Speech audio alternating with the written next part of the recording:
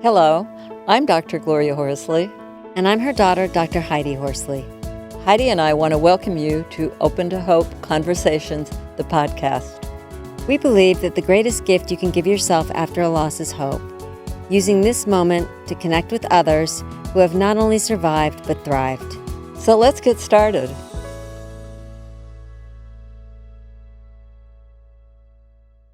Welcome to the Open to Hope show. I'm your host, Dr. Gloria Horsley, with my daughter and co-host, Dr. Heidi Horsley. Well, Heidi, we have got a wonderful guest on that is so delightful and such a wonderful person. And we're going to talk with you today about embracing the new you if you had a loss, because Carole is a wonderful person that's going to give you some great ideas. You want to introduce her, Heidi? I'd love to. And we've had Carole Brody Fleet on our show before, so please go to Open to Hope and find that show. She is a multi-award-winning author, a media contributor, and a 6-time contributor to Chicken Soup for the Soul. Carole has made over 1,200 radio appearances and appeared on numerous television programs. She has written numerous books, and her latest is called Loss is a 4-Letter Word, Bereavement Boot Camp for the Widowed.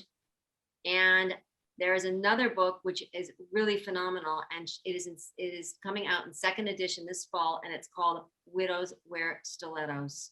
So welcome to the show, Carole. Thank you. It's so great to be back with you guys. It's so great to have you on. And we met you when you were wearing those stilettos. And I still do. Stilettos, and she still got them going. And 2nd edition, how great. And congratulations on that. Thank you so much. It's been super exciting. Well, for people who don't know you, let's give them a little background. Your husband died of Lou Gehrig's disease. Correct.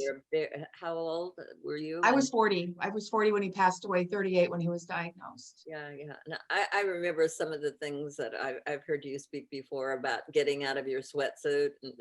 That's, you know what I'm talking about. You get out of your sweats, get into your clothes. Yeah. And before the sweats, it was pajamas. But Carole, doesn't that in and of itself make you feel better just to put on the stilettos and put on the earrings and just doing those things? Of course it does. And it sounds so frivolous on its face, yeah. You know, because in the book I do talk about fashion and beauty and healthy diet and exercise. And it sounds so superficial when you compare it to the enormity of widowhood. But when we take care of ourselves on the outside and we eat right and we just move a little bit, not necessarily jump up and down in front of a DVR, but just move a little bit, we feel better. And when we feel better, we start the most important journey we'll ever make, and that is grief recovery. So I absolutely think that move from pajamas to really ugly sweats to getting dressed again is so important in the grand scheme of things. Now, didn't one of your, was it a daughter told you to get out of your sweats? Or yes, that very good. She did. It was right after Mike died, and Kendall, she was 11 years old at the time. She has grown with a family of her own now. But I just, without thinking, I just put on these awful sweats because Mike had been battling his illness for 2 years. And at that point, I didn't care about dressing up. I cared about surviving. Right. So I wasn't even thinking. I threw my hair on top of my head, no makeup, threw on the sweats. And she says, "You're not going out in that, are you?" As preteens will do. And she takes me to the bedroom and she opens my closet and she pulls out, an outfit that I would normally wear. Wow. And I got dressed and I actually put on makeup and I thought, I remember her. I remember the girl in the mirror. And that was really kind of the catalyst to get me to start caring about myself again, because to be honest, at that point, I really didn't. Despite all the death and the bereavement that follows and the tumult and the noise and all of that stuff, you kind of lose yourself. And so the most important thing to remember at the outset is I'm still here. And that means that you are entitled to live. We get so lost in the grief that sometimes we forget that there's still a life out there to be lived. And while it is a tragedy that you have suffered a monumental loss, whatever that loss is, we're talking about spousal loss right now, but that's an example. Whatever loss you have suffered to cause you to go into a very dark space, you're still here. And just by nature of the fact that you're still here, that means you're entitled to every dream, every goal, every abundance that life has to offer you. You just have to get off your backside and go after it. Carole, I love that you're saying this because, sometimes after a death, and my father died 6 months ago, and my brother died when I was only 20. But, we can think for a minute, at least I have, the best part of my life is over. Absolutely. It's finished. And I don't even know Absolutely. what the next chapter is going to look like, but I don't even know. I think the best part is behind me. And like you're saying, that's not true. No, that's absolutely not true unless you decide it's true. See, that's the thing. We have the ability to choose. We can't control life and death, tragically, but we can control our reaction to it. Now, this is not me saying don't grieve. You know that I absolutely preach and teach that grieving is a vital component to healing. And if you don't grieve, at some point that grief is going to come back to bite you. That's not even a promise, it's a guarantee. So you absolutely must grieve, but that's kind of like me saying that any other wonderful part of my life, well, that's behind me. So that's the best part of my life and it's over. And everything from here forward is going to be lousy. That's not true. The chapter that you led with the person or whatever it is that you've lost has come to a close. But that doesn't mean that the best part of your life is over. It means that part of your life has come to a close through whatever mechanism. And now there is a new chapter. What does that next chapter look like in the midst of grief? It's hard to tell. We don't know. But what we do know is that we have an incredible amount of control over what that next chapter is going to be. So let's take that control. Let's seize it. I think there's also judgment where people are like, you shouldn't be dating when it's only been 6 months. The people casting judgment, 95% of the time, not widowed. Yes, They have not lived the experience. It's very easy to judge. I'm a fantastic judge of the Dallas Cowboys. I'm an incredible judge. I'm the 7-day-a-week quarterback. Have I ever played the game? No. Yeah. But I'm a marvelous critic. We can use that simile here.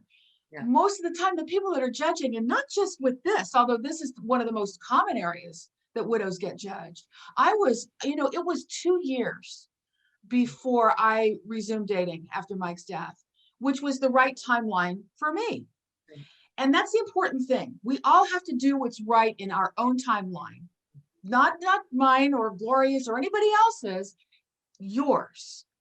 And so 2 years, and I heard rumblings at my synagogue, no less, that I was dancing on Mike's grave. Wow. After 2 years. How about that? Wow. At a synagogue. And back then, I was not quite as knowledgeable as I am now. And I was devastated. I was so hurt because in my eyes, I'd done everything right. I'd done everything appropriately. All those words that we need to throw out when it comes to a healing journey.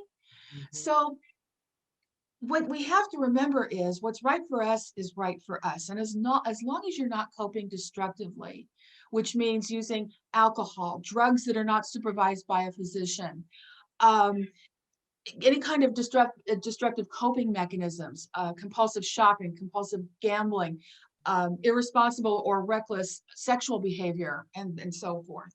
As long as you're not using those methods to cope, what you want to do, you do. And you do it knowing that this is the right thing for you right now. I think one thing that impacts too is age. Now, I'm older. I don't have kids at home. There are all sorts of considerations involved. Yes. It's complicated. And yes, and that's the other thing too, is everybody would love to lump widowhood into just one great big, nice, neatly wrapped box and wrap it with a Tiffany bow. And this is what widowhood looks like. Widowhood is as individual as the people who are widowed. So that when I was widowed, Kendall was a preteen.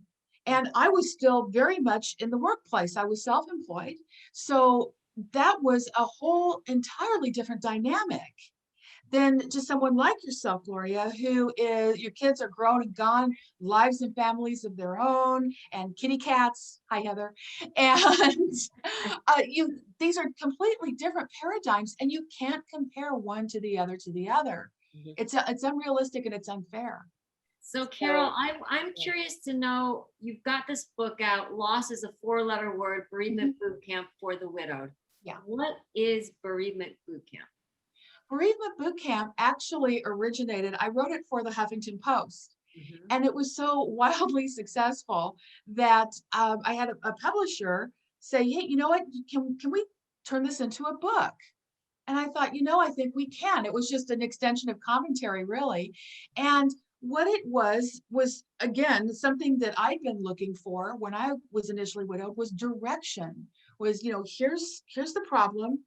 Now here's an assignment. Here's a challenge. Here's something that you can try that might work for you. Work for me. Give it a go. And if you're not ready for it yet, that's fine. And if you are, great.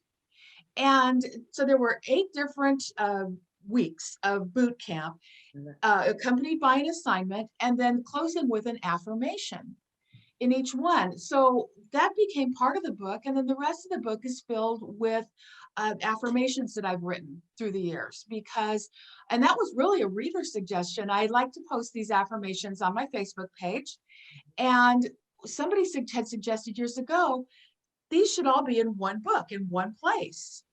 And I thought, well, that's a good idea. Let's throw those in too. So, and also boot camp is what it sounds. It's kind of tough talk mixed in with a lot of compassion and a little bit of humor. But I figured the widows have enough people around them going, oh, you poor thing. They don't need me doing that. Right. They need me saying, okay, here's what we're going to do. We're going to get up tomorrow with purpose. We're going to get up tomorrow with a goal, and we are going to move forward from this terrible event to a place of peace and a place of renewal. And here's how we're going to get there. So I didn't want it to be too boot campy. Yeah. So that's why the affirmations are in between to kind of, soften it a little bit before I put my drill sergeant hat back on and say, okay, hit the ground. We got work to do. And that's what I hope to accomplish with the book, is giving a sense of direction and a sense of purpose and a sense of what next. I love Not it. just, well, this is my life. Like you said, Heidi, Yeah. this is my life. I guess this is it for me. Because too many widows buy into that, and it breaks my heart. Yeah. Well, and very exciting to have your Women Wear Stilettos book coming out into I again. know, I'm Very, very super exciting. excited about Well, that. I think we'll probably be seeing you around on TV and all that kind of stuff. Yeah, she'll make I hope so. Now, tell people how they can find you. Well, if you or someone you know is widowed, please visit our website at widowswearstilettos.com. It's a great place for resources, affirmation, a monthly message, all kinds of news. It's a great place to start. Also, please join us at Carole Brody Fleet on Facebook and Instagram. And let me think. I think that's those are the best and quickest ways to find us and get all the help you need. So great to see you again. And thank you so much for being on the show. Thank today. you so much for having me. It's been wonderful being back with you. Thanks, Carole. I love your passion, and I love how inspirational and motivational you are. It definitely inspires me to get up and live my best life. So Thank you so much, Heidi. Thank you. And thank you both always for your support. You guys have been with me for so many years and been so supportive. And I can't thank you enough for that. And thanks everybody for joining us on the show today. And Heidi and I know Carole also want to remind you that if you've lost hope, please lean on ours until you find your own, and God bless. I'm Dr. Heidi Horsley. You have been listening to Open to Hope, the podcast. You can follow Open to Hope on Facebook, Instagram, and Twitter. To learn more, visit us at opentohope.com and go to Apple Podcasts to subscribe. I'm Dr. Gloria Horsley.